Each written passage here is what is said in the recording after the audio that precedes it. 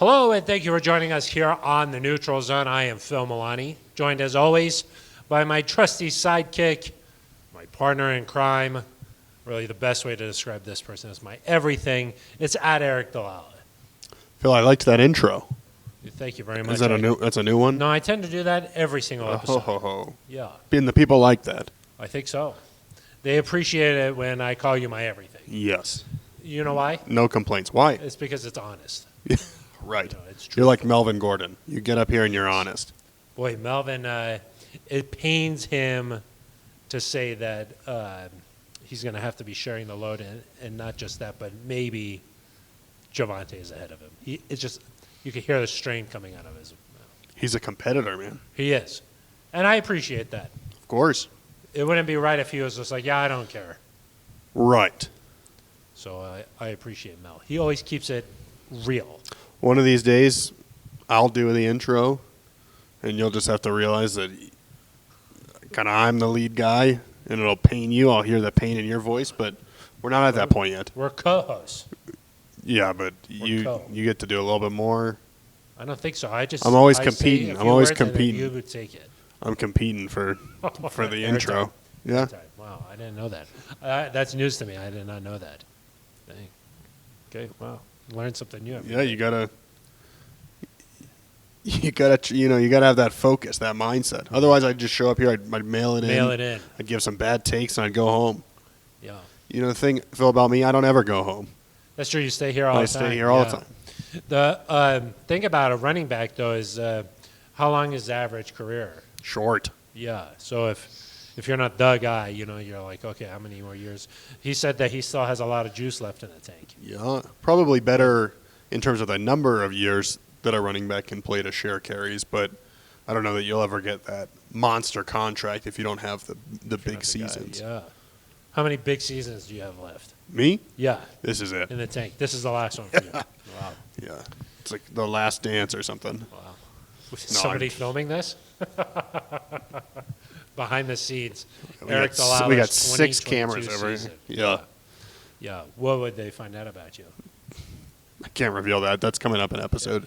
I think that's episode 3. I have seen Tim Grover walking around here, so maybe if you order a pizza, it's true. It'll be just like the last dance, pretty much. Yeah. Yeah. Walk away a champion.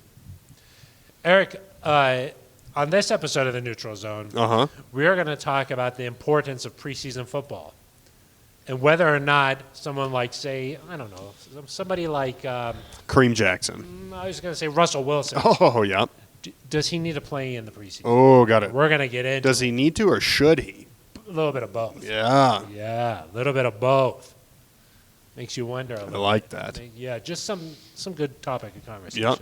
So that'll be our main focus on this episode. But, Eric, one of the nice things about the Neutral Zone, it is an interactive experience. There's so many nice things. We are here, but really it's all about NZD. You're all here, too. Yeah, we're all.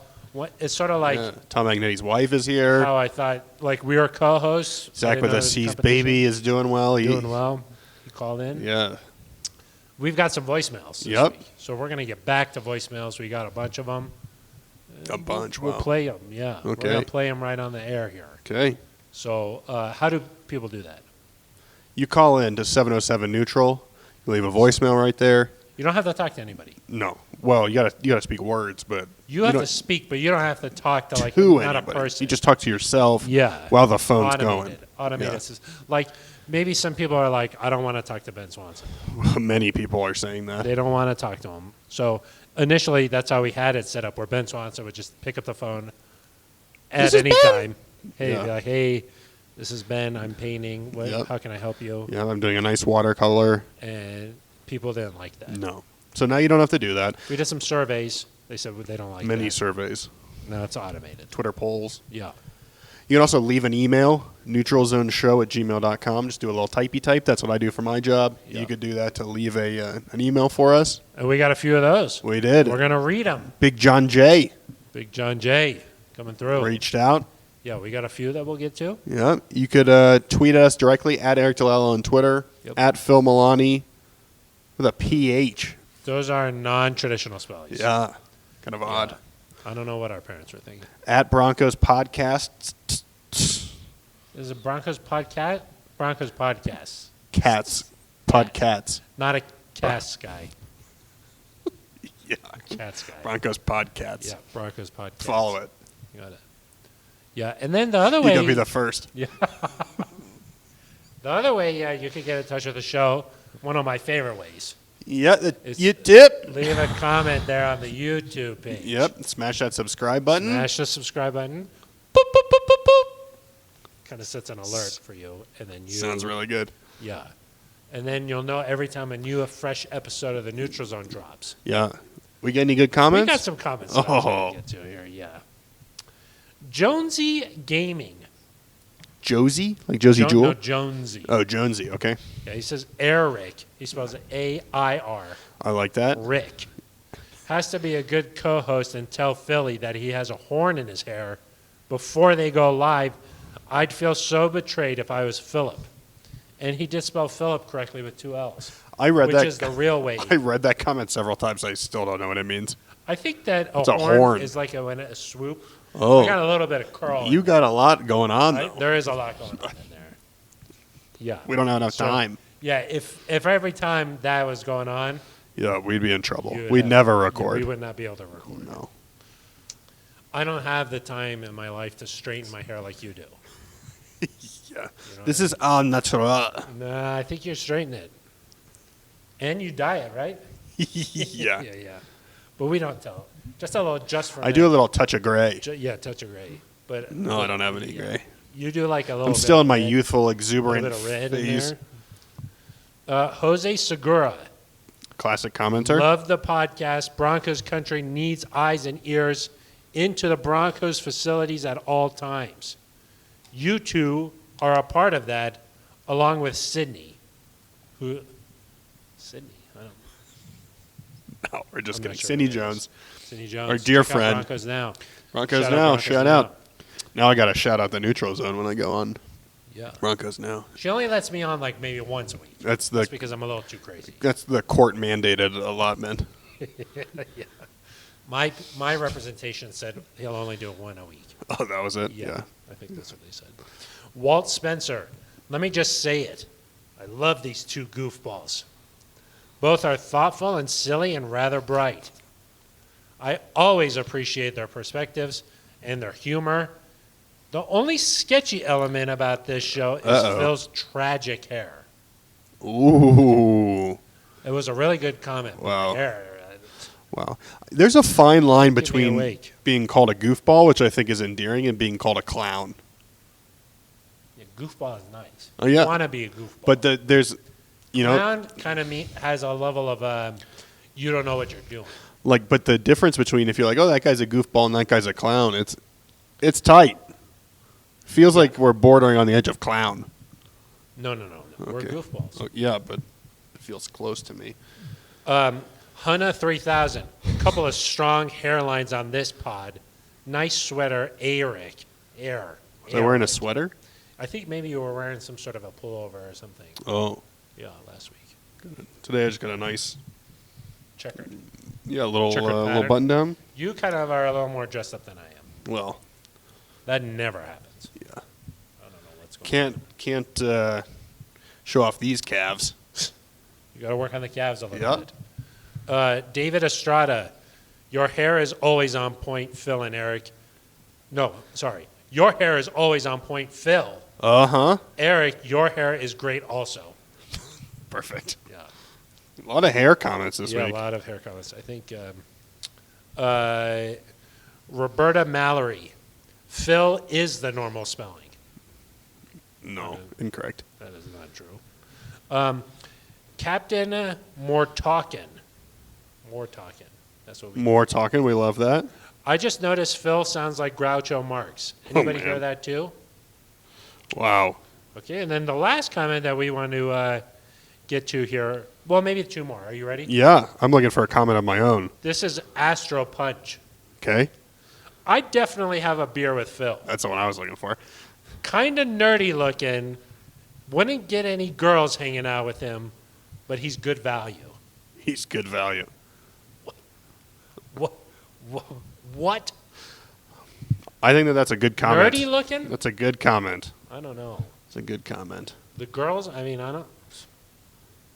Tom Magnetti's wife is. She might get to weigh in. Yeah. My wife might want to weigh in. Yeah. Your wife doesn't listen to this show. No, she doesn't. She's very busy. Okay, and then the last one here is the Shaw Rock. Okay. Can you guys discuss the potential hypothetical trade of Roquan Smith, Oh. even though it's not likely? Eric, go ahead and take that one away. Thank you. Yeah, I don't think it's likely. The Broncos don't have the draft capital to do it because, of course, they've given up their first and second rounder next year. So you'd have to do maybe a first or second rounder in 2024. Don't see George Payton doing that. You'd have to maybe trade a player to get that done, like a high caliber player. Jerry Jeudy, Bradley Chubb, or a couple names floated on some local talk shows, local radio shows. The big reason it's not going to happen is because of the contract. Roquan is due a contract extension, which is part of the reason he's demanding a trade, because he's saying the Bears don't want to play ball. I think with an impending Russell Wilson contract, you might have to pay Bradley Chubb if he plays well. Draymond Jones is going to be a free agent. Jerry Jeudy, obviously, coming down the pike at some point. I don't see it paying an inside linebacker that much money. I think they like Josie Jewell. They like Jonas Griffith before he suffered his injury. He should be back. And Phil, I don't mean to be harsh, but that position, inside linebacker, compared to some other positions, maybe not worth the value there. Yeah. So he's trying to get a new contract with the Bears. Yes. They haven't been able to agree on anything. He put out on social media that he'd like to have a trade. He said it was insulting. Yes. And then he hasn't been offered any realistic talks in terms of a He said it would contract. hurt the entire inside linebacker market if he took the contract. Yes. And so he asked to be traded. Yes. So that obviously started a lot of speculation everywhere. Love I'm speculation. sure every single team was like, how can we get Roquan? Yeah. Great player. Really good player. I just think the Broncos are probably, like you mentioned, in a position where they are not ready to invest in that spot quite that much, and they don't really have anything to acquire him. Two negatives there in terms of getting him. Yeah, exactly. So that's how I would answer that. So, Eric, I think we spent some time there on the YouTube comments. That shows, look, like we're dedicated. Yeah, of course, we're dialed in. They matter to us, so please leave a comment if you'd like to get on the show. Be Absolutely. Be a part of it. And with that, let's jump into our first topic of conversation here, Eric. Or really our main only topic. Yeah, our only topic here, and that is, should Russell Wilson be playing in the preseason? No. I agree with you. All right, that's going to do it for us. Thank you for joining for us Eric here Dalala today. and Phil Milani. You've been no, no, he shouldn't play. The potential risk far outweighs the reward. I mean, even if he goes in and plays, whether it's a quarter, whether it's a half, he's going to play 30 plays at most. It's not worth 30 plays or 15 plays or 20 plays or whatever. The chance of him breaking his hand on a helmet, him stepping wrong, him getting hit by a defender and hurting himself, not worth it. I would say in general, not worth it for really any starter to play anymore. Obviously, 4 guys played against the Cowboys, and Jonas Griffith suffered an injury that's going to keep him out 4 to 6 weeks. So second play of the game, you can see how quickly something can happen. The Broncos, Phil, I think are very good with their starting 22. They're 11 on each side.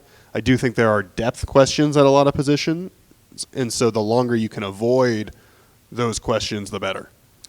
I agree. Heading into the first game, I thought, okay, we don't know for sure how Nathaniel Hackett feels about this. He's indicated that he's not a really big fan of preseason games. So he doesn't like it. He doesn't like it, but he never said for sure, okay, Russ is not playing. The main starters are not playing. Right. He never said that. So I thought maybe there was a chance that, it's Russell Wilson's first game in Denver. Maybe he'd go hand it off a couple times.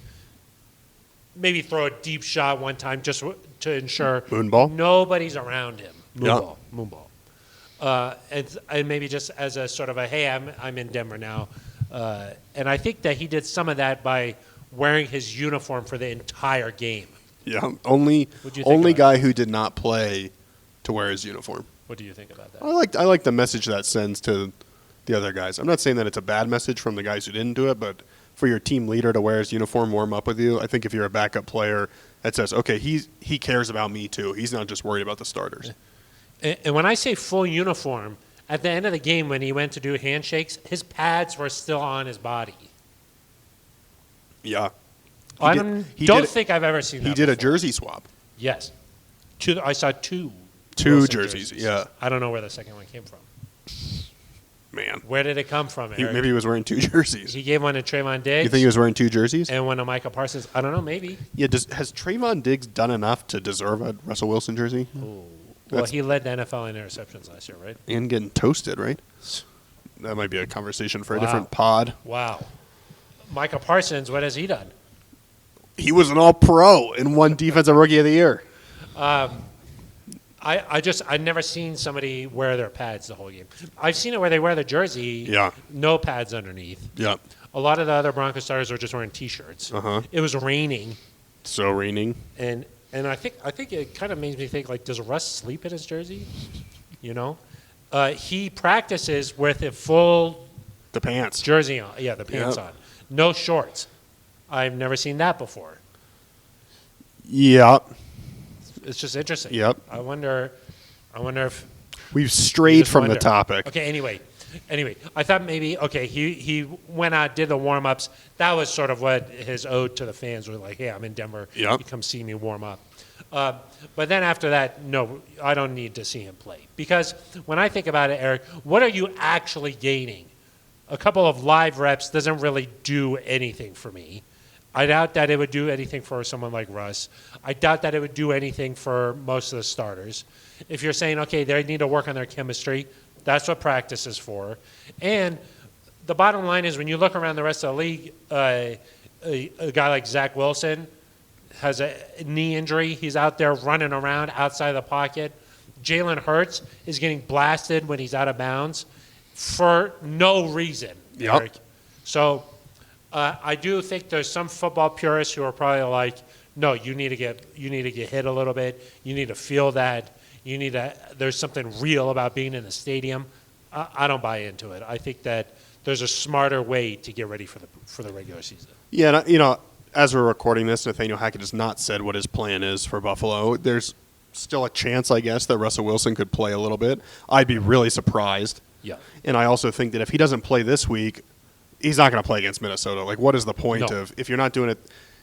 There's a theory, right, with preseason games. You do a little bit at the beginning, then you do a little bit more, then you do the third one. It's kind of like a dress rehearsal, and then you ramp back down ahead of the regular season. Because there's no time to get heal up if something were to happen. And so if you're not doing the first two stages of that, I don't see why he would just then, like, play 15 snaps against Minnesota. So in my mind, if he doesn't play this weekend, he's not going to play.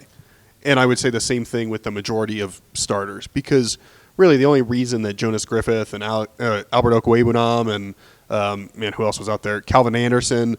The only reason those guys played is because they haven't played very much football. Yeah. And so Nathaniel Hackett said, hey, we needed to see these guys get some live reps. How are they going to do against a real opponent? A guy like Baron Browning, not a starter, but he hasn't played a lot of football. That's what the preseason is for guys that haven't played a lot of football. Anybody else, they've played enough football. They know what they're going to get from him. Ajiro Evero said, I know what Justin Simmons and Pat Surtain and Bradley Chubb can do. I've seen that on the practice field. Yeah. And I think that the decision to not play these guys, it fits in with what we know about Nathaniel Hackett in terms of him being a player's coach, a new age type of coach, taking care of guys. It wouldn't really fit in my mind to be like every third day we're going to do a jog through to make sure that you're safe, and then we're going to go throw you into a preseason game for a quarter or a half. Those two things don't mesh together. And so, when you look at it as a complete picture, it's not surprising necessarily that the Broncos wouldn't play their guys in the preseason if this is their philosophy, which it seems like it is. Yeah, and look, like Nathaniel Hackett has seen it done both ways. Yep. Do you know what I mean? He's grown up in football, the old school nature, two-a-days, grinding out through weeks and weeks of training camp. He's seen that as a coordinator. And then he said that in Green Bay, he saw the other side of it. And I trust that having seen both sides, he's like, I think this way's better. And so you just trust the guy who has seen it, been done both ways. Yeah. I will say just a guy like Baron Browning. I know there was a lot of conversation like, why is Baron Browning still playing? Why is he out there doing special teams? I think at this point, Eric, it's easy to see that at pass rusher, there are a lot of guys there. There's a lot of depth. And to me, you want to see what those guys can do. Yeah. I think Malik Reed played a little bit too, right? Yeah, Malik played you want to a couple see series. What you got here with these guys. I think that if Jonathan Cooper is healthy, he'd play. Yep. You want to see, okay, Baron Browning, he's playing a new position. Is what we are seeing in practice for real here? Can he do this in a real game? Can he do this against other competition, guys fighting for their jobs? And they want to see what they got with some guys like that. And to me, I think that's what the preseason is about, Eric, is like let these younger guys develop, let them get some reps, let them put some tape out there, and let's see what we got with these guys. It's not so much about getting starters ready for the regular season. Yeah, I mean, I think if Baron Browning were staying at inside linebacker and starting next to Josie Jewell, there's a good chance he wouldn't have played against the Cowboys. But he had never played an NFL game at outside linebacker before. And so you need to see what you've got there. He did play less than half the snaps. And then toward the end of the game, it was just you can't have Aaron Patrick and Jonathan Congo play every single snap. They need a break here and there, which is when Baron Browning went in and Nick Bonito went in. But you're right. The preseason is not meaningless if the starters don't play. It's just it's evaluation, it's practice, it's a different sort of use than maybe people are accustomed to it being. Here's the one thing you've got to worry about, of course, if you don't play the starters during the preseason, is the rust factor. Not the rust factor, the rust factor. Did you do some homework here? I did a lot of homework. You got a note? I got whole pages of notes. Note? 10 to 15 pages. I'm going to read it one by one. Thank you. The Rams and Packers, of course, Phil, I'd say those two teams are two of the more prominent teams that do not play starters. They both started 7-1 last year. Yeah. The Packers got smacked around in week 1. So you kind of wonder, did they start slow because of the lack of preseason time? Nathaniel Hackett saw that firsthand. It sounds like maybe Packers are doing a little bit more in practice to get ready for that. And again, Nathaniel Hackett mentioned that. He's seen teams that just take it way too easy. They're not doing enough in practice, and then they're not ready. So he's looking to find that balance of what can we do in practice versus do they need to play in games. The Rams obviously had a new quarterback last year. They were still able to start 7-1. They went on to win the Super Bowl despite no preseason playing time.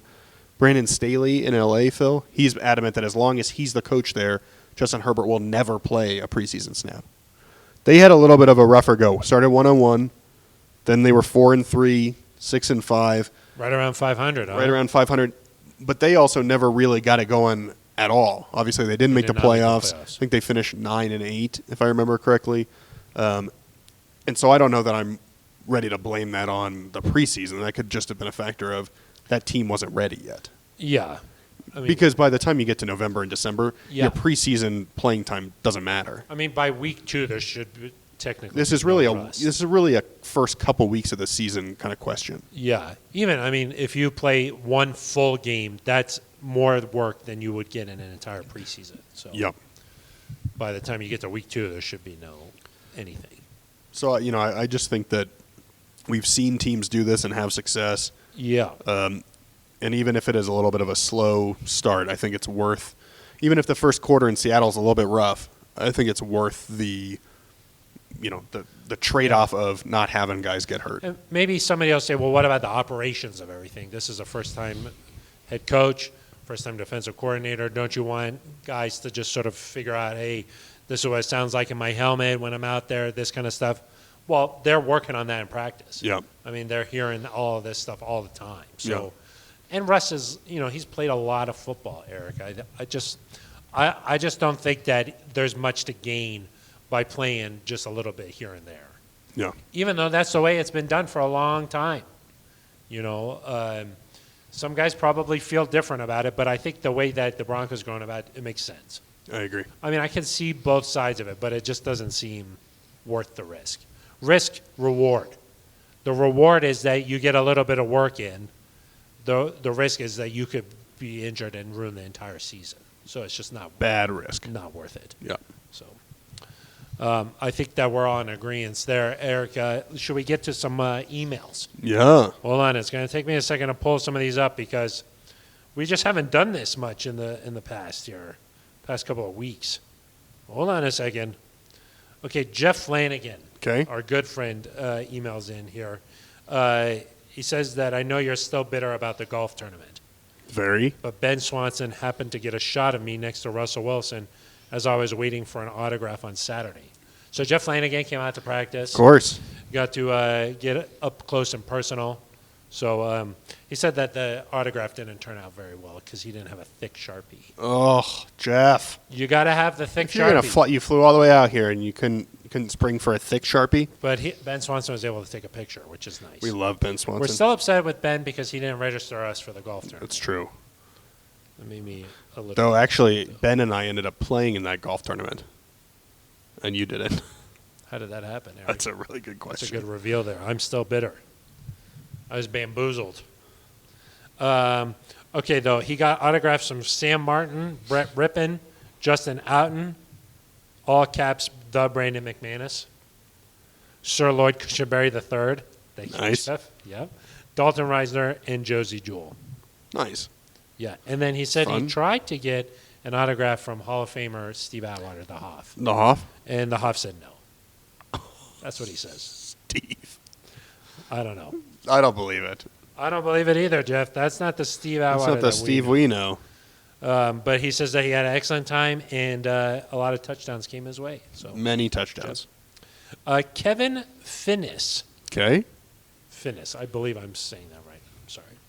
Good morning, Phil and Eric. Hope this email finds y'all in great spirits and as excited as I am about the upcoming Broncos season. Name is Kevin with a K, non-traditional spelling. Kevin, great to hear from you. Never heard it spelled that way. Me either. He's writing in from Richmond, Indiana, and he's been a Broncos fan since he was 7 years old. Well, how old is if he's 8? He That's not likes very it. long. I don't think he's 8. Okay. He loves our banter, and it gets him really fired up.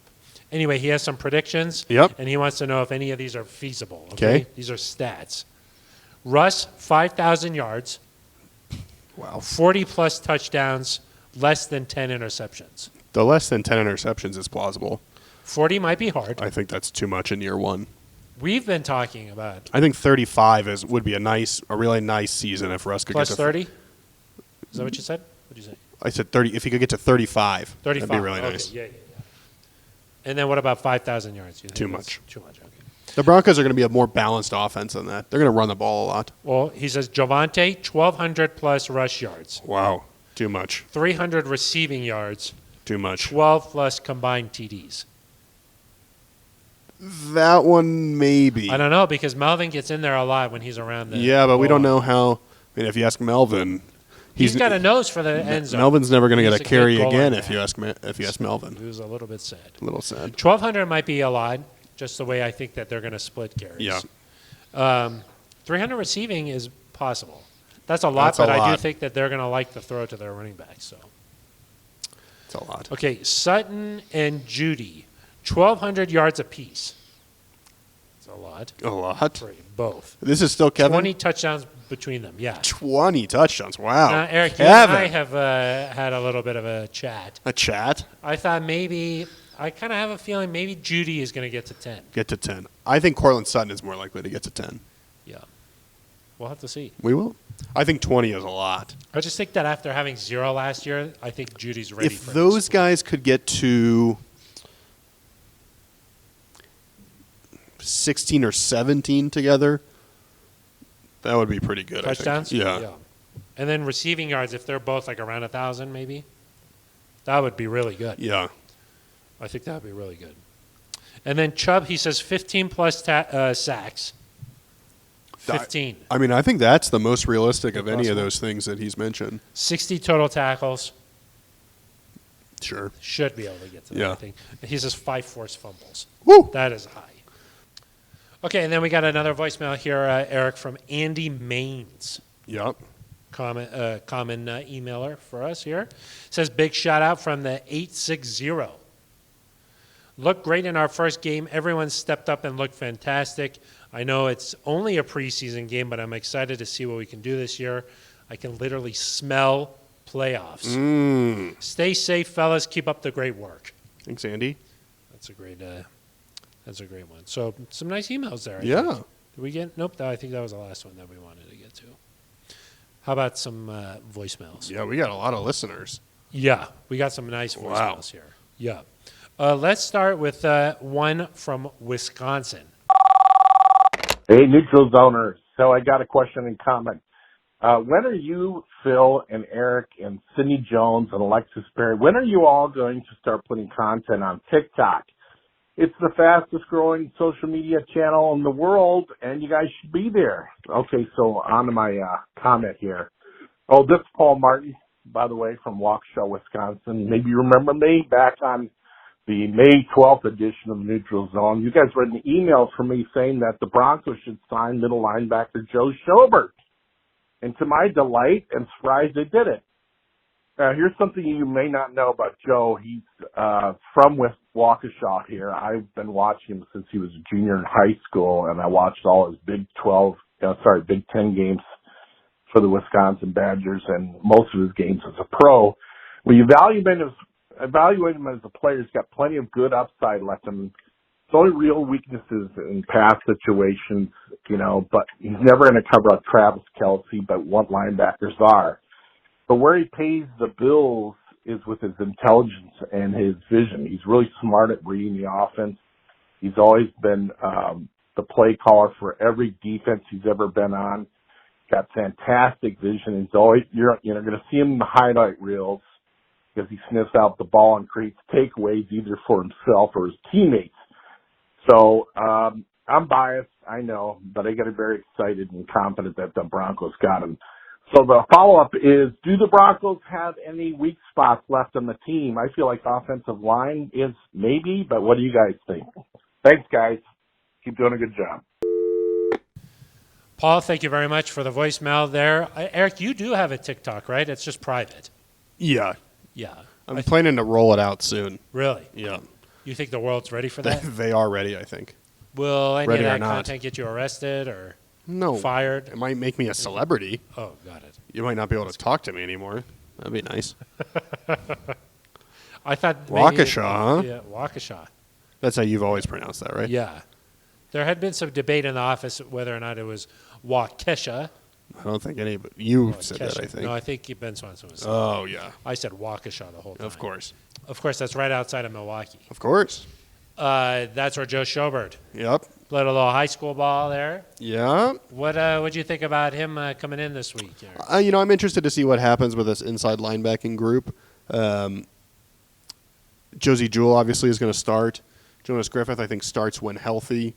Justin Sternad is a guy that I think probably has the biggest special teams impact of the rest of the guys.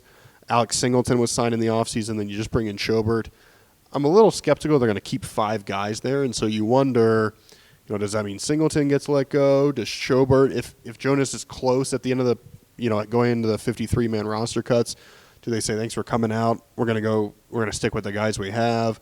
Do you try to get a Sternad buy on waivers and keep him, or do you just say, hey, we're going to bite the bullet and keep 5 guys here for a couple of weeks? I'll be interested to see that. Anytime you have an injury, it changes the dynamics of the roster decisions a little bit, and that's happened at inside linebacker. Let me ask you this. What if Jonas has to miss like 2 weeks and Schobert comes in and plays well during those 2 weeks? Yep. Has Jonas done enough that he won't lose his job due to injury? I don't think you can ever say that you've done enough to avoid losing your job due to injury. I mean, It happens to players all the time that guys come in and they're just playing well, and you ride them, and then you see what happens. I would say Jonas brings something different. He's I think he's more athletic in space, I think. Obviously a bigger guy. Jonas is a big dude. Yeah. I saw him in the building the other day. Yeah. He had this thing on his elbow. Uh-huh. He looked like the Terminator. Okay? He looked like a machine, and I said, do you have to plug that thing in or what? Do you reboot at night? And he said, that's the look I'm going for. Then he just smacked you out of the way. He's a So I do think there's still room for Jonas. So do I. So, Any weaknesses on this roster right now, Eric? I do still think wide receiver is a position to watch just because Tim's obviously out for the season. KJ Hamler has not been practicing. So you're going to need Montrell Washington to step up in a big way to have that speed element. Otherwise, you've got a great big-bodied receiver in Cortland Sutton who can go up and get passes. You've got a great route runner in Jerry Jeudy. I think they like what they see from like a Kendall Hinton and a Brandon Johnson, but you don't have the just take the top off speed unless Montrell is really able to make a jump here. Because, he did a great job on punt return. I do think there were some things to clean up offensively. So I'm just a little worried about that spot. Defensively, the defensive line depth, again, we'll just have to see. Hopefully the defensive line stays healthy, knock on wood. But behind those guys are just some unproven players, and we'll have to see how they hold up because that group gets beat up typically in an NFL season. Yeah. So. And look, like after the preseason game, Nathaniel Hackett said the run blocking was not good enough. Yep. And obviously that's backup offensive lineman mostly there. Yeah. But I will say, a couple of these guys have been a little banged up. We've seen Sir Lloyd Cushenberry III not play this week. Yep. Practice, I mean. I just have some questions there. I just want to see how that all comes together. Because I do think that when you do the zone blocking, you have to move as a unit laterally across the field. You want some chemistry there. Yeah, of course. We'll see. Okay, let's get to another voicemail here. Hey, guys. I'm a regular viewer on YouTube. I'm really interested in your thoughts about KJ Hamler making it back in time for the Seattle game. Okay, thanks. Thank you very much for that. I think that's a new voicemail caller. I think so. We appreciate you calling in there. What do you think? You mentioned KJ Hamler there. You think he'll be ready to go week one? Yeah, I'm getting a little less certain by the day. Nathaniel Hackett continues to insist there has been no setback, but he did essentially 1 or 2 team periods about 2 weeks ago now, and after that he came off, took his leg brace off. That was the last time we saw him do anything. He hasn't practiced now, so if it's not a setback, they clearly decided, hey, we're not ready to push him into this full speed. They still do have a lot of time, high 20s, low 30s number of days left before the game. But if they're thinking about his long-term health and he hasn't done team yet and there's no real timeline on when he's going to do that, then I do think you start to wonder, when is he going to be ready? If he is ready, is he going to be able to play more than 15, 20 snaps from a conditioning standpoint? And so is it worth having him active on game day? Because you're not going to have him return punts. No. He's not going out there on special teams and making tackles, obviously. And so I think you just wonder what is the plan here. And Nathaniel Hackett's been pretty close to the vest with injuries, so we don't really know. But at this point, I would kind of assume, hey, let's just try to get him back at some point early in the season, even if that's not week one, and let's make sure that there's no lingering issues. Because I think the last thing you want is, after as hard as KJ's worked, to have some sort of setback where you have to go fix something else and he's out for another extended period of time. Yeah, the ACL is always just sort of an interesting way you work back into things with it. Because some guys, it heals up and then they feel like they're fine. Yeah. Some guys, it's like sort of a mental barrier where you're like confident that your knee is going to hold up. Other guys try to go out there and they try to do some stuff and then they get some swelling. They get some pain still in the knee, and then they have to shut it down for a little bit. I just wonder what's going on with KG because every time we've heard from him, he's been so confident about the health, and he feels like really sure about it. So I just wonder what's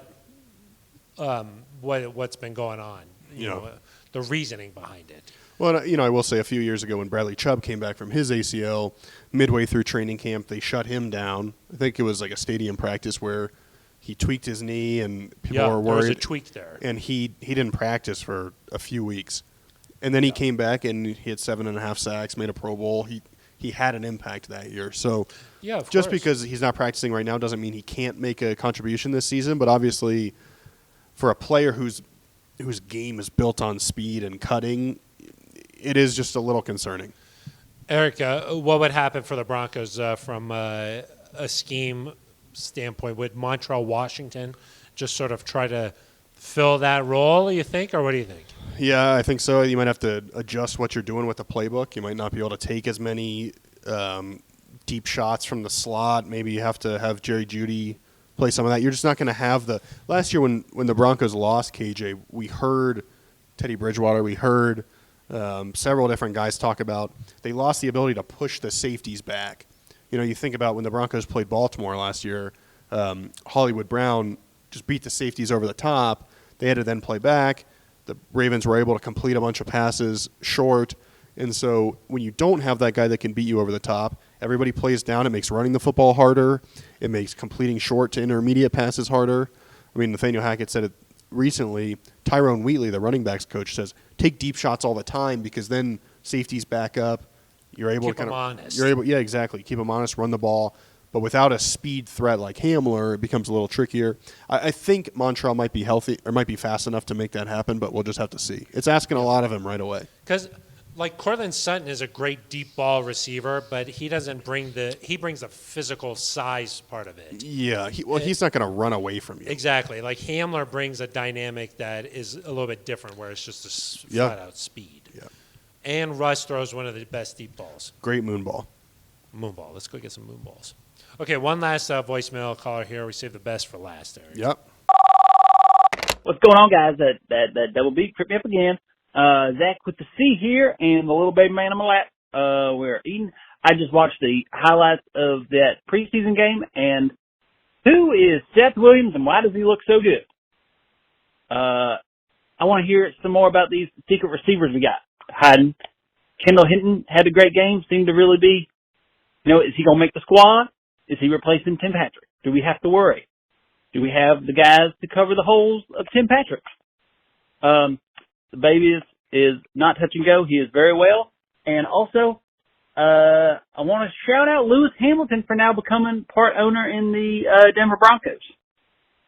He is a winner.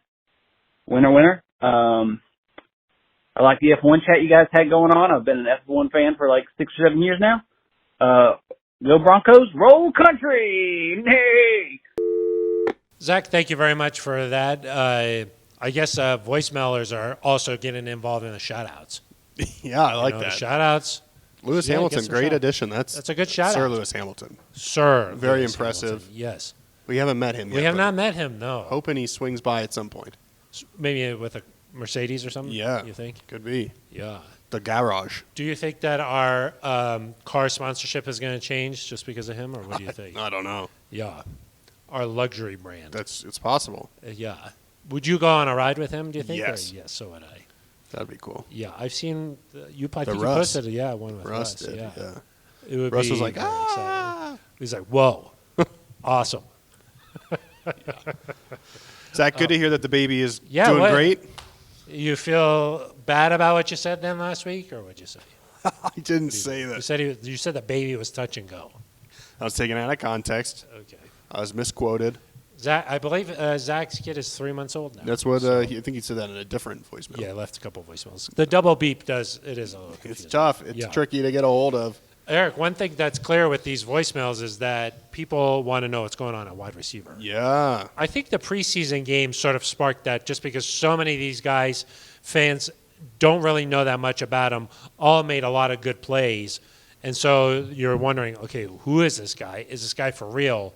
Some of those guys, Jalen Virgil made some nice plays in the second half. Brandon Johnson. Did you know who Jalen Virgil was before the game? Eric, I cover this team for a living. Okay. If I don't know the players, what am I doing here? That's a question. Okay. Definitely. It's definitely a question. I know this roster. Yeah.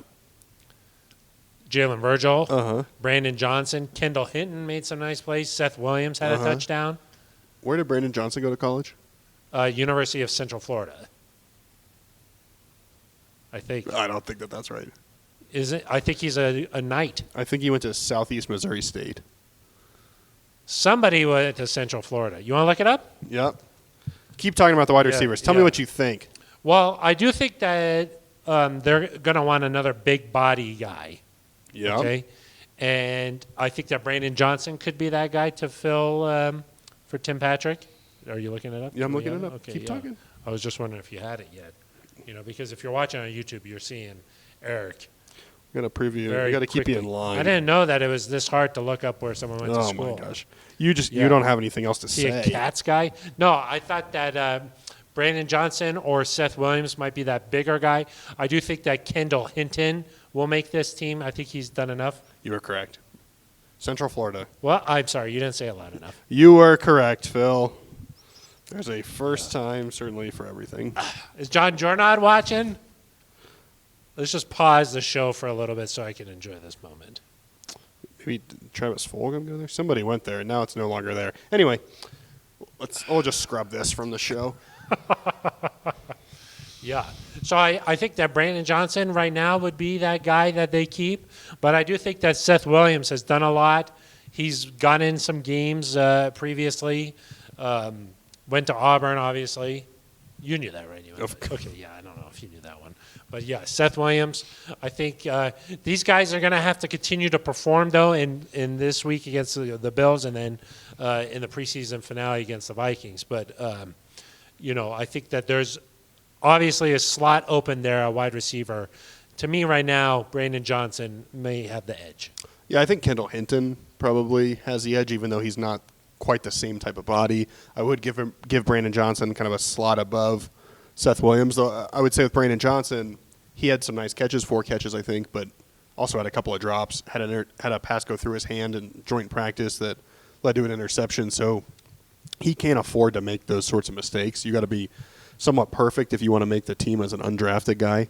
But right now, it looks like he has the best shot of being an undrafted rookie to make the team. Well, let's Sutton. Yep.